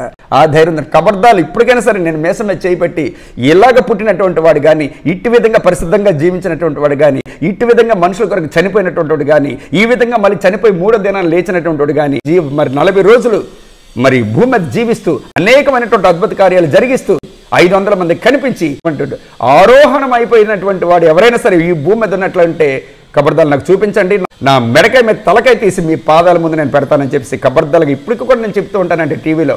దేవుడు నాకు 2017లో ఆరాధన టీవీ ఛానల్లో ప్రతి శనివారం 6:30 గంటలకు వస్తుంటుందండి నా మెసేజు. ఇది 6 సంవత్సరాలు పూర్తి అయిపోయి 7వ సంవత్సరం ఇచ్చేసాడు, మే నెల వచ్చేసింది. అందులో కూడా నేను ధైర్యంగా నేను చెప్తాను. ఎందుకంటే అంటే ఇందాక నేను తమ్ముడు గురించి చెప్పాను కదా, ఇది ఆత్మ అభిషేకం ఉంటేనే కానీ, ఆత్మశక్తి ఆత్మ నడిపింపు ఉంటేనే కానీ ఎవరు కూడా ఇటు విధమైనటువంటి తెగింపు చేయలేరండి. అది ప్రభు మాత్రమే. ఎందుకంటే పరమాత్ముడు మాట్లాడేటప్పుడు దురాత్ముడు నోరు మూసుకొని ఉంటాడు. పరమాత్ముడు మాట్లాడకుండా సొంత బుర్రలోని ఆలోచన ఎవరైనా సరే, సేవకులు అవనివ్వండి, విశ్వాసులు అవనివ్వండి, బుర్రతో ప్రార్థన చేస్తే ఎవరు వినరో అది కార్యం జరగదు. ఎప్పుడైతే నువ్వు స్పిరిట్లో దిగి ప్రభు యొక్క ఆత్మ చేత ప్రేరేపించబడి రోషం చేత పౌరుషం చేత నువ్వు విశ్వాసం చేత ముందుకు సాగవో ఖచ్చితంగా 600 అవుతుంది, 106 అయినా సరే ఆ కార్యం నెరవేరుతుందండి యేసు నామములో. ఆమేన్. అట్టి విధంగా అండి దేవునికి స్తోత్రం కలుగును గాక. ఎన్నో క్యాన్సర్ పేషెంట్స్, ఎన్నో పిల్లలు లేనటువంటి వారు 21 సంవత్సరాల నుంచి అయితేనేమి, 18 సంవత్సరాలు అయితేనేమి, ఆ పిల్లలు లేనటువంటి వారికి అమ్మ వచ్చే సంవత్సరం ఈ సంవత్సరం కాలం నీకు గర్భం ధరిస్తాను సరే అంటే ఖచ్చితంగా గర్భం. మరి వివాహం కానటువంటి వారికి మరలా వచ్చే సంవత్సరానికి వివాహాలు అవుతాయమ్మా, మీకు అందరూ మీ ఇంట్లో వాళ్ళకి అంటే వివాహాలు జరిగిపోవడం. నేను హాస్పిటల్ సువార్త చేసి వచ్చేస్తుంటే ఒక తల్లి పరిగెత్తుకొని వచ్చి, అయ్యా మా అబ్బాయి తప్పిపోయి ఇన్ని రోజులు అవుతుంది, మరి ఎక్కడున్నాడు ఏటో, నేను కాచడానికి నాకు కన్నీళ్ళు లేవు, రక్తం వస్తుంది అని చెప్పి అనేటప్పుడు నేను, అమ్మ మీ అబ్బాయి ఈరోజు ఆదివారం కదా, బుధవారం నాడు వచ్చేస్తాను అంటే బుధవారం 9 గంటలకల్లా వచ్చేసాడంటండి. ఇలాంటి గొప్ప కార్యాలు. అలాగే నేను డిగ్రీ కాలేజ్ స్టూడెంట్స్ మధ్య మెసేజ్ ఇస్తుండగా ఆ యొక్క లెక్చరర్ తీసుకెళ్ళి మెసేజ్ ఇప్పిస్తుండగాను ఒక పిల్ల పరిగెత్తుకు వచ్చేసి, నాన్నగారు తప్పిపోయి ఎన్నో సంవత్సరాలు అయిపోతుంది, మేమందరం ఒంటరివారం అయిపోయామండి అని అంటే, మీ ఇదే నెల మనసు అంటే అక్టోబరు, నవంబర్, డిసెంబర్, కొత్త సంవత్సరం జనవరి వస్తుంది కదా, కొత్త సంవత్సరంలోని మీ నాన్నగారు వచ్చేస్తున్నారు అని అంటే, కొత్త సంవత్సరం వచ్చేసింది, జనవరి నెల వచ్చేసింది, మొట్టమొదటి రోజు 1వ తేదీన 2:30 గంటలకు వాళ్ళ నాన్నగారు వచ్చేసారంటండి. ఇలాంటి కార్యాలు, ఇలాంటి అద్భుతాలు, ఇలాంటి సూచక్రియలు ఎన్నెన్నో. సో మరి చిల్లంగి చేతబడిలోళ్ళు 8 నెలలు 9 నెలలు బాధపడుతున్నటువంటి వారు విడుదల పొందుకున్నారండి. అదేవిధంగా మరి త్రాగుడు, ఒక వీడియో కూడా మీకు ఏ వీడియో కావాలో ఆ వీడియో ఉంది. త్రాగుడు 9 నెలల నుంచి త్రాగుడు నుంచి విడుదల, అది కూడా ఉంది. వందనాలు అయ్యగారికి నా వందనాలు. మాది అనకాపల్లి జిల్లా చోడవరం. మా పెళ్ళి ఇప్పుడు 9 సంవత్సరాలు అయింది. పెళ్ళైన సంవత్సరం వరకు మేము బాగా ఉన్నాం. బాగున్న తర్వాత 8 సంవత్సరాల నుంచి మా మధ్యలోని బాగా గొడవలు అల్లర్లు బాగా చెలరేగాయి. మా ఆయన గారు స్టార్టింగ్లో సేవ చేసేవారు. సేవ చేసి 1 సంవత్సరం బాగున్న తర్వాత మాకు ఇవన్నీ స్టార్ట్ అయ్యాయి. కాకపోతే స్టార్ట్ అవ్వడం అయితే మామూలుగా స్టార్ట్ అవ్వలేదు. మేము మా జీవితంలో ఇంకా అనుభవించలేని నరకాన్ని, యాతన్ని మేము ఇక్కడే చూసాం. ప్రతిరోజు కన్నీళ్ళతో ఉండేవారిని. 2 పిల్లలు ఉన్నారు. అయినా సరే ఒక్కరోజు కూడా మనశ్శాంతిగా బ్రతికింది లేదు. తిన్నా సరే తిన్నట్లు ఉండేది కాదు, నిద్రపోయినా సరే నిద్రపోయినట్లు ఉండేది కాదు. ఎన్నో అప్పుల మీద అప్పులు వస్తూ ఏ విధంగా డబ్బులు ఖర్చు అవుతున్నాయో, ఎందుకు ఖర్చు అవుతున్నాయో కూడా మాకు తెలియదు. కానీ 100ల్లో కాదు, లక్షల్లో పోయేవి డబ్బులు. కానీ మేము ఇద్దరమే కష్టపడుతున్నాం. ఇప్పుడు ప్రస్తుతానికి కష్టపడిన రూపాయి కూడా అప్పు తీర్చుదామంటే అవ్వట్లేదు. ఒక్క అప్పు కూడా తీరడం లేదు. మేము ఎన్నో దిక్కులకు తిరిగాము, ఎంతోమంది సేవకుల దగ్గర ప్రార్థన చేయించాము. ఏ సేవకుల దగ్గరికి వెళ్తే దేవుడు కార్యం చేస్తాడనేసి మేము తిరగలేని స్థలం లేదు. అంటే మా జీవితంలో మేము పడలేని నరకాన్ని మేము అనుభవించాము. మా కష్టం చూసి ఒక ఫ్యామిలీ మాకు చెప్పారు. ఎస్ఎస్ రావు అయ్యగారి ద్వారాగా మేము నెంబర్తో మేము ఫోన్ చేసి మేము ప్రేయర్ చేయించుకున్నాము. మా ఫ్యామిలీ ఇప్పుడు సంతోషంగా ఉంది. అయ్యగారు ఒక్కసారి ప్రార్థన చేశారు, అది ఫోన్లోనే ప్రార్థన చేశారు. అయ్యగారితో మీరు మాట్లాడండి అనేసి మాకు నెంబర్ ఇచ్చారు. నెంబర్ ఇచ్చాక నేను ఒక్కసారి ఫోన్ చేసి అయ్యగారితో మాట్లాడి చెప్పిన తర్వాత అయ్యగారు ఒకసారి ప్రార్థన చేశారు. ప్రార్థన చేసిన మరుసటి రోజు నుంచే మార్పు చూసాం, కానీ నేను ఎంతకు ముందులాగే ఉంటాడేమో అనేసి నేను నమ్మలేదు. అయితే అప్పటి నుంచి అయ్యగారు ప్రార్థన చేసిన దగ్గర నుంచి పిల్లలతోనూ మాతోని ఇంట్లో సంతోషంగా నెమ్మదిగా ఉండడం, ఇంట్లో ఎక్కువ సమయం మాతో గడపడం చేస్తున్నారు. అయ్యగారు చేసిన ఒక ప్రార్థన వల్ల మేము ఇప్పుడు ఎంతో సంతోషంగా ఉన్నాము. దీనికి కారణం ఏంటంటే అయ్యగారు చేసిన ఈ ప్రార్థన, దేవుడు మా పట్ల చేసిన ఈ కార్యం, ఎస్ఎస్ రావు అయ్యగారు ప్రార్థన వల్లే మేము ఇప్పుడు సంతోషంగా ఉన్నాం. దేవుడు స్వస్థపరిచాడు, ఇప్పుడు సమాధానంగా ఉంటున్నాము. దేవుడు ఇచ్చిన సాక్షిని దీవించును గాక. ఆమేన్ ఆమేన్. అలాగే ఎన్నెన్నోనండి, ఇన్ని అని కాదు, ఎన్నెన్నో కార్యాలు జరిగించాడండి ఆయన. నా దేవుడు గొప్ప దేవుడు అండి. దేవుని స్తోత్రం కలుగును గాక. అందుకే నేను ఎక్కడికి వెళ్ళినా సరే నాకు చికాగ్గా ఉండేది. ఒక ప్రక్క జాబ్ అయినా సరే, ఒకటి దేవుడు నన్ను ఎందుకు వాడుకున్నాడు అంటే, స్కూల్లో నార్మల్ అంటే పిల్లలు చిన్నగా ఉండేటప్పుడే విత్తనాలు వేసామనుకోండి, అవి పెరిగి పెద్దయి మంచి ఆహారంగా పంట తయారవుతుంది. అట్టి విధంగా నా స్కూల్లో కూడా మరి పిల్లలు ఎన్ని ఊళ్ళో అయితే నేను పనిచేస్తానో, ఎంతమంది మధ్యలోనైతే పనిచేస్తానో, ఆ టీచర్స్కి అయితేనేమి, ఆ స్కూల్ పిల్లలకి అయితేనేమి, నా ద్వారా దేవుడు తనకు తానుగా ప్రత్యక్షపరచుకున్నాడు. సరిపోతుంది కదా, దేవుని స్తోత్రం. ఇలా చేస్తుండగానే నేను 89లో జాబ్లో జాయిన్ అయ్యాను కదండి. ఒక 15 సంవత్సరాల క్రితం నేను రిజైన్ చేయడానికి ట్రై చేస్తే అవలా. తర్వాత 10 సంవత్సరాల క్రితం రిజైన్ చేయడానికి ట్రై చేశాను. నాకు చికాకు ఉంది ప్రభు, నేను రిజైన్ చేసేస్తాను, నీతో సంపూర్ణంగా నేను వస్తాను ప్రభు అని చెప్పానంటే అవలా. మొన్న రీసెంట్ అనమాట, మార్చి 31, 2024లో 2024లో 31 మార్చి నెలలో నేను ఎప్పుడైతే రిజైన్ చేశానో, ప్రభు ఇది నీ చిత్తం అయితే జరగాలి ప్రభు అని చెప్పానంటే, అప్పుడు 2వ దినవృత్తాంతాలు 29:11లో ఒక మాట అన్నాడు, నా సన్నిధిని పరిచర్య చేయుటకును యెహోవా మిమ్మల్ని ఏర్పరచుకొనెను కనుక మీరు అశ్రద్ధ చేయకుడి, త్వరపడుడి అని చెప్పేసి. అలాంటివి ఎన్నెన్నో. అలాగే మరి యెషయా గ్రంథం మరి 46:9, అలాగే 45:6 ఈ విధమైనటువంటి పిలుపు వస్తే నేను కేర్ చేయలేదు. అయితే ప్రభు ఇది నీ చిత్తమైతే మరి నువ్వు నాకు సహాయం చేయి ప్రభు అని చెప్పేసి అని ప్రార్థన చేసి స్టార్ట్ చేసేసరికి టకమని అయిపోయింది. తీరా చూసిన తర్వాత ఒక చిన్న డిస్టర్బెన్స్ వచ్చేటప్పుడు అక్కడ 43:13 యెషయా గ్రంథంలో ఏముందంటే, నేను కార్యమును చేయగా దాన్ని త్రిప్పివేయవాడెవడు అని చెప్పేసి అలాంటి వాగ్దానాలు ఇచ్చి దేవుడు నన్ను సంపూర్ణంగా తన యొక్క పరిపూర్ణమైనటువంటి సేవలకు నన్ను పిలుచుకోవడం జరిగింది. నాకు సంఘం అంటూ ఏమీ లేదు, ప్రత్యేకమైనటువంటి ఏమీ లేదు. నాకు ఈ విధమైనటువంటి పరిచర్య, సువార్త పరిచర్య ఇండివిజువల్గా తప్పించి, అయితే నా పిలుపు మాత్రం అపోస్తల పిలుపు. ఎందుకంటే నాకు బెరాక మరి ఎజ్కే ఫ్రాన్సిస్ గారు, అదేవిధంగా మరి ఇక్కడ మన దహించ అగ్ని మరి ఆయన థామస్ అయ్య గారు, ఈ విధమైనటువంటి కనెక్షన్స్ అనమాట. ఈ వారి మీద ఉన్నటువంటి ప్రభావం అనేది నా మీదకి ఎప్పుడు, ఎందుకంటే మనం ఏ పరిచయం చేసినా మనకి సపోర్టింగ్గా ఉండాలి, ప్రార్థన ఎప్పుడు జరుగుతూ ఉండాలి, అభిషక్తులకు ప్రార్థన, ఆ విధమైనటువంటి ప్రార్థన ఉన్న తప్పించి నాకు చర్చ అంటూ ప్రత్యేకం ఏం లేదు, సంఘం అంటూ ప్రత్యేకం ఏం లేదు. మరి ఇదే ఈ యొక్క టీవీ మినిస్ట్రీ. కానీ ఇందులో నాకు ఆనందం. అయితే ఎప్పుడైతే నేను బయటకు వచ్చాను, చాలా ప్రశాంతమైనటువంటి వాతావరణం. ప్రభుత్వం ఎప్పుడు 3 గంటలు వేస్తాను ప్రతిదినం, అలాగే 12 గంటలు వేస్తుంటాను, ప్రభుత్వం పెనుగులాడుతుంటాను, గంతులు వేస్తుంటాను, ప్రతిదీ కూడా ప్రభుత్వం మాట్లాడుతుంటాను.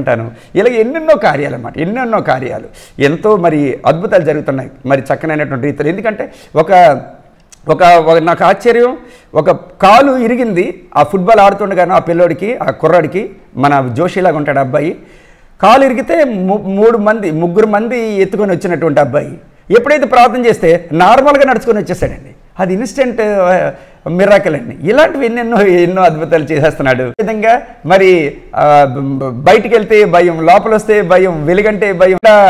ఒక ఆమె గురించి చెప్పాలి. ఈ అబ్బాయి వాళ్ళ అమ్మగారేనండి. మన రీసెంట్ జరిగినటువంటిది మీకు చూపిస్తాడు, తమ్ముడు చూపిస్తాడు. ఆమెకి ఏంటంటే 8 నెలలు 2023 నుంచి ఏదో జూన్ నెల నుంచి ఇంతవరకు కూడా నరకం అనిపించిందంట ఆమె. మొత్తం ఈ 3 పిల్లలు, తన భర్త, తన చుట్టూ ఉండేవారంట. ఏ క్షణం ఏమైపోద్దని చెప్పేసి. ఏమంటే భయము, నీళ్ళంటే భయం, తిండంటే భయం, మరి అలాగే పడుకోవడం అన్నట్టు భయం, అలాగే ఎవరిని వస్తేనే భయం, వెళ్ళిపోతేనే భయం, చీకటంటే భయం, వెలుగంటే భయం, బ్రహ్మాండమైన గొప్ప భయాలతో కూడుకున్నటువంటి దురాత్మలు అనమాట. అంటే చెల్లంగి చేతబడి చుట్టూ పెట్టేశారు.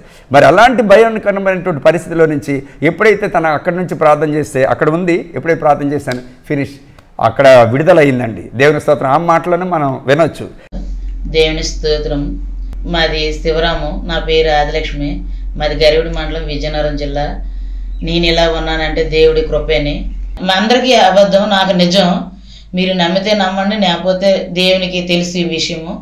అయితే గడిచిన 2023 నెల సంవత్సరం 6వ నెల నిండి నాకు ఎట్టి పరిస్థితులను కంటి చూపు లేదు, నోటు మాట లేదు, రాత్రి అంటే భయం, పొగలంటే భయం, కడుపు నిండా గాసం లేదు, ఒకరు వస్తే భయం, ఒకరు వెళ్ళిపోతే భయం, ఒకరు లేకపోతే భయం. ఇంట్లోనైతే అస్సలు మనిషిని ఇలాగ సందిరి పెట్టి ఉంచిదని సంవత్సరం బట్టి నా భర్త 2 రోజులు 3 రోజులు మా ఇంటికి రావడమే కష్టం. అలాంటిది నాకు బాగలేను కానివ్వండి, వాళ్ళ 5 నిమిషాలు కూడా చెంగి విసరలేదు, వసలేదు. అంత ఏమైపోద్దని భయంతో తల్లి 4 బ్రతికారు, పిల్లలు 3, నా భర్త బ్రతికాడంటే నిజంగా నేను చనిపోతే మరి వాళ్ళకి ఎవరు ఆధారం లేరని భయంతో బ్రతికారు.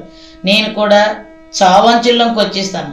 చావంచులు అంటే ఒళ్ళల్లో మంటలు, చెవులు కలిపి పోట్లు వచ్చేసి ఇవి నరాలకు పట్టేసి ఇది బుర్ర గొప్ప దిమ్మిగా అయిపోయింది. ఎవరితో చూసేదాన్ని కాదు, తినేదాన్ని కాదు.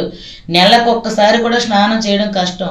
ఉదయం నుండి సాయంకాలం వరకు ఎవరు ఎటు వెళ్ళిపోతారో భయం, ఎవరు ఎటు వెళ్ళిపోస్తారో భయం. వాళ్ళు వస్తే పోయి వెళ్ళిపోమనేదాన్ని, నా దగ్గర లేకపోతే భయం పడేదాన్ని. నేను అనుభవించిన బాధ పగస్తులకు కూడా రాకూడదు దేవుడా అని ఏడుచుకొని ఉండేదాన్ని. అంత భయంతో ఉండేదాన్ని. నా నుండి మా అమ్మ కూడా చనిపోయింది, నా కూతురు చనిపోద్దేమో అని భయంతో. అయితే నా మానసిక ఒత్తిడికి పిల్లలకు కూడా మానసిక ఒత్తిడి వచ్చేసి మనసులో గీసి వాళ్ళు కూడా తిల్లి తినకుండా అయిపోయారు. అంత డబ్బు ఖర్చు పెట్టారు. అందరు వైద్యులు అంటే మాంత్రికులు అంటే ఒక ఇండియా ఆచార్యంగా మంత్రించిన వాళ్ళ దగ్గరికి వెళ్ళారు. హాస్పిటల్ కంటే ఇన్నెన్ని హాస్పిటల్ కాదు, శ్రీకాకుళం, విజయనగరం, వైజాగ్, రాజాము, గరివిడి ఎన్ని హాస్పిటల్ తిప్పారో తెలియదు. ఆర్ఎంపీ డాక్టర్ అయ్యుండి కూడా ఒక సంచితో సొమ్ము ఖర్చు పెట్టారమ్మ. నా కోసం నా కొడుకు, నా భర్త, నా కూతుర్లు ఆ రోజు నచ్చినని సంవత్సరం పట్టు వాళ్ళు కష్టపడింది నాకు ఖర్చు పెట్టారు. దేవుడిచ్చిన కాడికి నిజంగా ఈ రోజు నేను ఇలాగ ఉన్నానంటే దేవుడి కృపే. మా అమ్మ చనిపోద్ది, మా అమ్మ మాకు ఉండదు, మా అమ్మ మమ్మల్ని మేము చూడలేమని అన్నం తినేటప్పుడు, స్నానం చేసినప్పుడు, పడుకుండేటప్పుడు 1-10 సార్లు నాకు అది చూసుకొనే ఉండేవారు. అయితే నేనైతే మాత్రం ఇంక వీళ్ళు ఇంత బాధ పెట్టకూడదు. ఏదో ఒక రోజు నా ధైర్యంతో నేను వెళ్ళి చీపురుపల్లి వెళ్ళి పురుగుల మందు తెచ్చుకొని దాచుకుంటాను. నేను చచ్చిపోతాను, ఇంకా చచ్చిపోవడమే నాకు నాస్ట్, ఇంకా నేను బ్రతికిన వేస్ట్ అని అలా మనసు ఎక్కిస్తాను. మనసు ఎక్కిసాక ఒకరోజు టీవీ కోసం ఇలాగ మంచం మీద ఉండి టీవీ కోసం చూశాను. ఎస్ఎస్ రావు గారు అయ్యగారు వాక్యం వచ్చింది. ఆ వాక్యం వస్తే వాక్యం వల్ల విన్నాను. ఆయన ప్రార్థన చేస్తే నేను మోకరించి ప్రార్థన చేస్తాను. ప్రార్థన చేసిన తర్వాత ఫోన్ నెంబర్కి తీసుకొని ఫోన్ చేశాను. ఫోన్ చేస్తే అమ్మ మీ దేవుడు పర్వాలేదు, దేవుడు ఉన్నాడు, నువ్వు ధైర్యంగా ఉండమ్మా అన్నాడు. మీ దేవుడు అయ్యగారు అన్నాను. విజయనగరం అన్నారు. విజయనగరం అనగానే నా ఒళ్ళంతా చిరుసెమట్లు పట్టి శరీరాలకు బలం వచ్చినట్టు అనిపించింది. అయితే అయ్యగారు నేను రేపు ఆదివారం ప్రార్థనకు వస్తాను అయ్యగారు అన్నాను. ఇప్పుడైతే అయ్యగారు ఇంటి ముందుకు వచ్చి ఆ గేట్ తీసుకుని వచ్చాను. నా ఒళ్ళల్లో మంటలు ఉండేవి, చల్లగా అయిపోయినట్టుగా అయిపోయింది. 8 నెలలు నిద్ర లేకుండా ఉండేదాన్ని, నిద్ర వచ్చినట్టు అనిపించింది. ప్రార్థన చేయకముందే నేను అలా అయ్యగారు ప్రార్థన ముందు నేను తలగడేసుకుని పడుకున్నాను. పడుకున్న తర్వాత నిజంగా నాకంటే ఆ రోజే నన్ను మా అమ్మ కడుపులో పుట్టినట్టు అనిపించింది. అయ్యగారు నాకు జీవితం అంటూ యేసయ్య దయ వల్ల నాకు ఇచ్చారు. ఆ రోజు ప్రార్థన చేసిన తర్వాత నా మానసిక ఒత్తిడి కానీ, మంటలు కానీ, భయం కానీ ఏ ఒక్కటి కూడా లేదు. అయ్యో ఇదేంటి దేవుడు నన్ను ఇప్పుడే పుట్టించినట్టు అనిపించిందని నేను సంతోషపడితే నాకంటే ఎక్కువ మా ఆయన సంతోషపడి ఇంటికి వెళ్ళగాలి పిల్లలకు చెప్పి ఈ 8 నెలలు అమ్మ కోసం మనం ఎంతో బాధపడ్డాం. అయ్యగారు ఇంటికి వెళ్ళిన వెంటనే పడుకుడిపోయింది నాయన అని మా అబ్బాయితో చెప్పారు. ఎస్ఎస్ రావు అయ్యగారు ప్రార్థన చేసిన తర్వాత దేవుడు కృప మా మీద కుమ్మరించింది. దేవుడు మమ్మల్ని స్వస్థత పరిచాడు. నేను చావంతికలు వచ్చిందాన్ని, చచ్చిపోయిన దాన్ని ఈరోజు నేను ఇలా ఉన్నానంటే దేవుని కృప. అలాగే వాళ్ళ అబ్బాయి ఫుట్బాల్ ఆడుతూ కాలు బెనికింది, పూర్తిగా ఇరిగిపోయింది. ఈ విరిగిపోయిన తర్వాత గ్రౌండ్ నుంచి మోసుకొచ్చినటువంటి 3 ఆ తీరా చూశాక ఎప్పుడైతే వాళ్ళ అమ్మ ఇలాగ అబ్బాయికి ఇలా జరిగిందని చేసి ప్రార్థన చేయించిందో ఆర్ఎంపీ డాక్టర్ మళ్ళీ వాళ్ళ అబ్బాయి ఆర్ఎంపీ డాక్టరు కరాల మందంట ఒక్కసారిగానే ఆ యొక్క సౌండ్ కూడా బయటకు వచ్చిందంట, స్వెల్లింగ్ కూడా వచ్చేసిందండి, ఇంతవరకు వాసిపోయిందంట. నేను ఇంకా హాస్పిటల్ అడ్మిట్ అవ్వాలండి, ఇది జాయిన్ చేసుకుంటే ఇక 5-6 నెలలు బెడ్ రెస్ట్ అవ్వాలి అని చెప్పేసి నాకు యాజ్ ఎ డాక్టర్గా నాకు తెలుసండి అని చెప్పాను.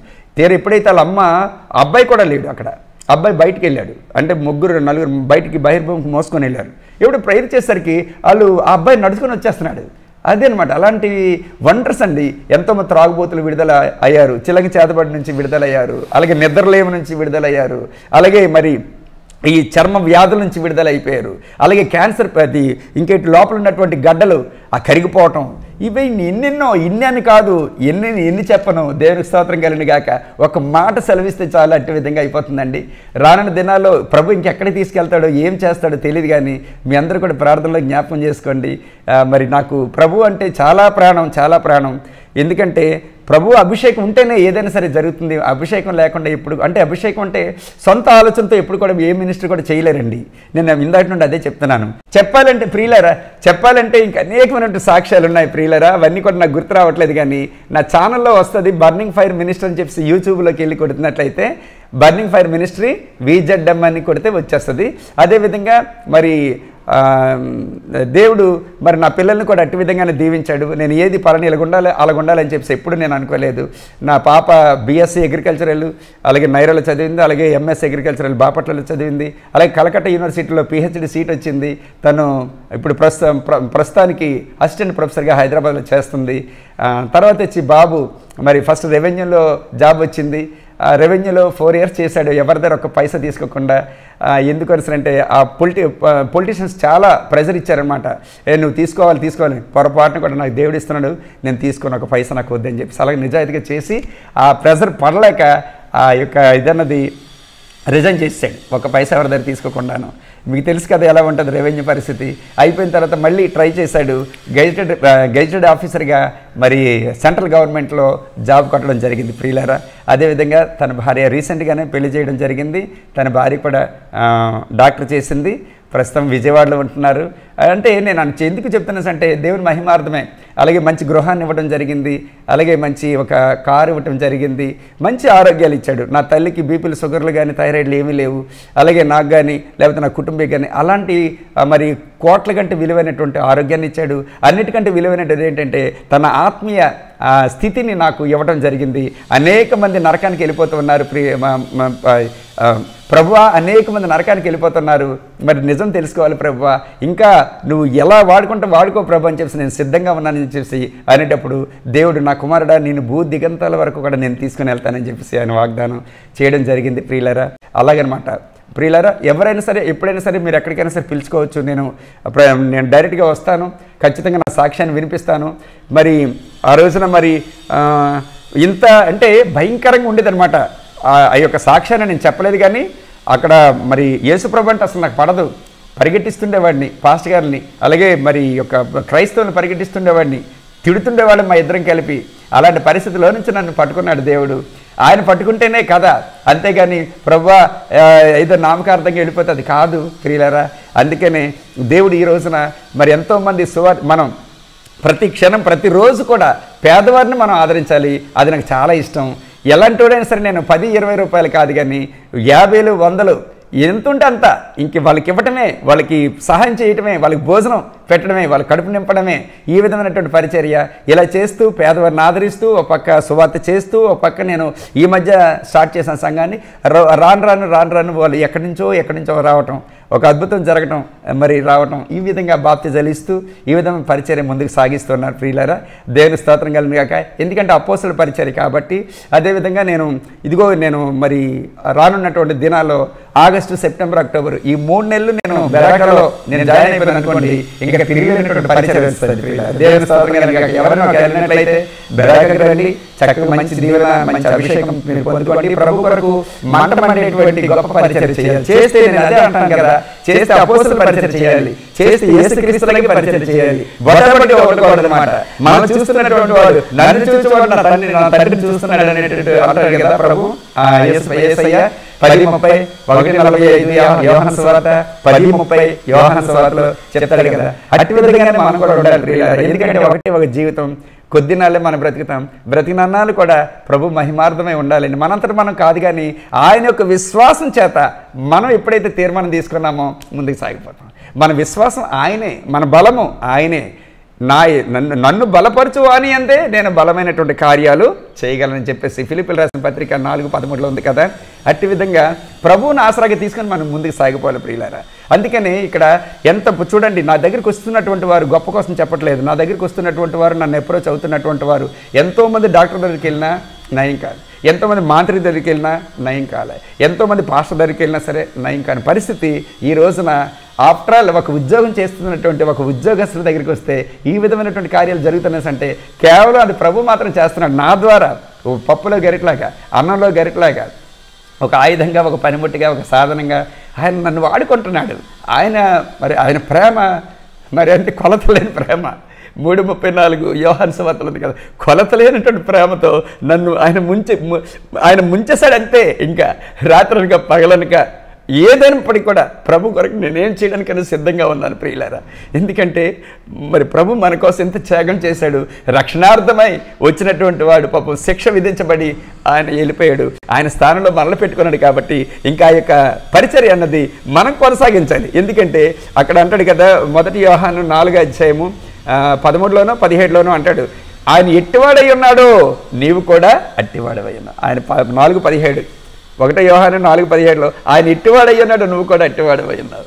ఆయన ఒక ఆత్మలో మనకు పాలు పంపులు ఉన్నాయంట 4:13 1 యోహానులో. కాబట్టి ప్రియులారా, ఇది గొప్ప ధన్యత. ఇది ఎన్ని ఉద్యోగాలు, ఎన్ని కోట్లాది రూపాయలు, ఎన్ని వజ్ర వైడూర్యాలు నీ కాళ్ళ ముందు పెడితే ప్రభు యొక్క పరిచర్యకి సరిపోతుంది. తొగ్గలవా? సరితొగ్గలవా? దేవుని స్తోత్రం. ఈ రోజున జోషి తమ్ముడు ఇలాంటి పరిచయం చేస్తున్నాడు అంటే నిజంగా నేను ఎంతగానో దేవుని స్తుతిస్తాను. ప్రభు ఆ కుమారుడికి మంచి ఆరోగ్యం దయచేయండి ప్రభు. ఎలాంటి అనర్థాలు, ఆటంకాలు దుష్టుడు వాటిల్లింపు చేయకుండా ఆర్థిక పరిస్థితుల్లో కూడా ఇబ్బందులు అన్నీ తీసేసి ఆర్థిక పరిస్థితుల్లో అభివృద్ధి చేయండి ఆయన. ఆర్థిక పరిస్థితిలో అభివృద్ధిని అనుగ్రహించండి తండ్రి. పిల్లడు మరి చిన్నపిల్లలు భార్య యవనస్త్రాలు విడిచిపెట్టి నీ పరిచయం కొరకు పరిగెడుతున్నాడు ప్రభువ. నీ ఆత్మ అభిషేకమే, నీ ఆత్మ నడిపింపే కాదట్లేదు ప్రభువ. కాబట్టి ఇంకా కుమారుడికి బలం దయచేయండి, ఆయన ఆరోగ్యం దయచేయండి ప్రభు. ఎక్కడికి వెళ్ళినా నీ దూతలు పంపించండి ప్రభు. మీకు ఒక్క మాట చెప్తాను నేను. తమ్ముడు ఎప్పుడైతే నా ఇంట్లో అడుగు పెడితే నా హృదయంలో చూసారా, ఇప్పుడు మరియమ్మ గారు ఎప్పుడైతే ఎలిజబెత్ని అప్రోచ్ అయ్యేటప్పుడు ఎలిజబెత్ గారి యొక్క గర్భంలో ఉన్నటువంటి శిశువు యోహాను గారు ఎగిరి గంతులేస్తారనమాట. అట్టి విధంగా తమ్ముడు ఎప్పుడైతే నా గృహంలో అడుగు పెడితే ఎంత ఆనందం, ఎంత సంతోషం, అబ్బబ్బబ్బబ్బా! చాలా అంతగా పొంగిపోయిన ప్రియులారా. ఎందుకంటే అభిషేకం పరిశుద్ధాత్మ దేవుని యొక్క తాకిడి అనమాట. అది ఆత్మదేవుడు, అది పరిశుద్ధాత్మ అభిషేకం పొందుకున్నటువంటి వారికి దగ్గర ఉన్నట్లయితే అగ్ని నిప్పులు రాలితే ప్రియులారా. ఎవడు కూడా మన ముందు నిలబడడానికి వీల్లేదు. యోహాను సువార్త 1:5 ప్రకారంగా ఏ బ్రతుకు దినములన్నీ కూడా ఏ మనుషుడు కూడా నీ దగ్గర నిలబడ్డానికి, నీ చుట్టూ నిలబడ్డానికి, నీ ఎదురుగా నిలబడడానికి అవకాశం లేదనేటట్టు దేవుని స్తోత్రం గారిని కాక ఏదో వెళ్తున్నాం వస్తున్నాం నామకార్థమైనటువంటిది కాదు ప్రియులారా. కాబట్టి మనం కార్పొరేట్ కాలేజీలాగా, కార్పొరేట్ హాస్పిటల్స్ లాగా, కార్పొరేట్ చర్చెస్ కాదు కానీ ప్రియులారా, మన హృదయంలో నుండి ప్రభు అంటాడు కదా, జీతగాడే తోడేలు వస్తే భయపడి పారిపోతాడు కాదు. ప్రభు కొరకు ఎప్పుడైతే నిన్ను నీవుగా తగ్గించుకొని నేనున్నాను ప్రభు, సమయాలు నేనున్నాను, సమయాలను పిలిచేటప్పుడు నేనున్నాను ప్రభువా, చిత్తం అలాగే ఉండాలి ప్రియులారా. దేవునితో ఎప్పుడైతే నీవుగా లీనమైపోతావో నీ ద్వారా అనేక మందికి గొప్ప ఆశ్రయం కలుగుతుంది, గొప్ప విడుదల కలుగుతుంది, గొప్ప శాంతి సమాధానం కలుగుతుంది, గొప్ప వెలుగును పొందుకుంటారు. నీ పేరు చెప్పుకుంటారు. అంటే దేవుడు యేసుప్రభుని ఎలాగైతే యేసుప్రభు ద్వారా కార్యాలు జరిగిస్తూ ప్రభుని ఎలాగైతే హెచ్చించుకున్నాడో అట్టి విధంగానే ఆయన స్థానంలో మనల్ని పెట్టుకొని మన ద్వారా కార్యాలు జరిగించుకొని మనల్ని హెచ్చిస్తాడు. ఆయన తన నామానికి మహిమ తెచ్చుకుంటాడు. అది ఆయనలో ఉన్నటువంటి గ్రేట్నెస్. అది అందుకనే నా పిల్లలు కూడా ఇప్పుడు నా పిల్లలు సువార్త చేస్తున్నారు. డాడీ ఇప్పుడు సువార్త చేస్తున్నారు డాడీ, మన వంతు కూడా చేయాలి కదా. ఎందుకంటే వాళ్ళ బ్యాక్గ్రౌండ్ అన్నది మీకు ఇందాక చెప్పాను నేను, లోదన్న బ్యాక్గ్రౌండ్ అని. మరి మనం బలవంతం చేయలేము, ప్రభు వాళ్ళని పట్టుకోవాలి. కాబట్టి ప్రభు దర్శిస్తే ఆటోమేటిక్గా, ఎందుకంటే చాలా తెలివైన వాళ్ళు అన్నట్టు. ఇంకోటి మర్చిపోయాను, సుకుమార్ క్రిస్టియన్ సాంగ్స్ అని మీరు కొట్టండి యూట్యూబ్లో, వాడికి 60-70 లక్షల మంది వ్యూస్ ఉన్నారు. సుకుమార్ క్రిస్టియన్ సాంగ్స్ అని కొడితే మరి చాలామంది ఫేవరెట్స్ ఉన్నారు వాడికి. అలాగే దేవుని ఫేవరెట్ కూడా మంచి చర్చ అప్పచెప్పన్నాడికి బాబుకి. మరి కోడలు మంచి అమ్మాయి, అలాగే కూతురు కూడా షైని, చాలా బుద్ధిమంతురాలు. అందరూ కూడా పిల్లలు ముగ్గురు కూడా. అలాగే నా కూతురు లాంటి కోడలు నాకు దేవుడు ఇచ్చాడు. అదేవిధంగా నా కొడుకు లాంటి అల్లుడు కూడా నాకు రావాలని చెప్పేసి నా వాంఛ. దేవదూతలు తీసుకొస్తాయి ఎవరి కోసం? వాక్యం ఉంది కదా, దేవుడు తన్ను ప్రేమించినటువంటి వారికి ఏది భద్రపరిచాడో అది కంటికి కనబడదు, చెవులకు వినబడదు, హృదయానికి కూడా గోచరం కాదు. అట్టి విధంగా అభిషేకించుకున్నటువంటి వారికి ఏమి దాచో అది అద్భుతం. అది దేవుని స్తోత్రం కలుగుగాక. We can't express in our words in the mighty name of Jesus. ఆమేన్, హల్లెలూయా. మంచిది ప్రియులారా, ఇంకెన్నెన్నో విషయాలు ఉన్నాయి. మరి ఇప్పటికే సమయం అతీతమైంది. మన పిల్లలందరినీ కూడా దేవుని కొరకు మనం పెంచాలి. మన కుటుంబీకులు కూడా దేవుని కొరకు సాగాలి. దేవుని అంటాడు కదా, నాకు మీరు వేరుగా ఉండి ఎక్కడికి పోలేరు. 15:5 యెషయా గ్రంథం. ఇది మన యోహాను సువార్త 15 అధ్యాయం 5వ వాక్య ప్రకారంగా నాకు మీరు వేరుగా ఉండి ఏమీ కూడా చేయలేరని చేశాను. దేవుని స్తోత్రం కలుగుగాక. ప్రతిదీ కూడా తెల్లవారు లేచిన దగ్గర నుంచి మనం ఆయనకి అప్పచెప్పేసుకుంటే ఆయన నడిపిస్తాడు.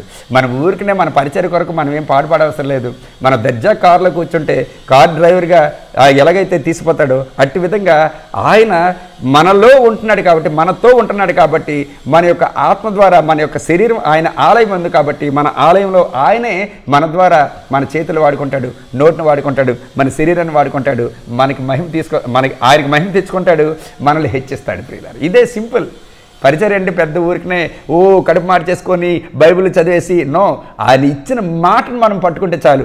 ఆ మాట ఆ యొక్క వేరు అన్నది పట్టుకొని మనం ముందుకు సాగిపోతే చాలు. ప్రభా, నాకు బదులుగా యేసుక్రీస్తుని బట్టి, యేసుక్రీస్తు మాటను బట్టి కార్యం జరిగింది, యేసుక్రీస్తు యొక్క విశ్వాసం బట్టి కార్యం జరిగింది, యేసుక్రీస్తు యొక్క పరిశుద్ధతను బట్టి నీ కార్యం జరిగింది. అందుకే నీ పరిశుద్ధత, నీ జ్ఞానం, నీ ఆలోచన, నీ తలంపు ఎందుకు పనికిరావు? దేవుని స్తోత్రం కలుగుగాక. హల్లెలూయా. అంతే కదా, యేసుక్రీస్తు యొక్క విశ్వాసం. అందుకంటే కొరింథీయులకు రాసిన పత్రికలో ఉంది, అది 1వ అధ్యాయంలో ఉంది.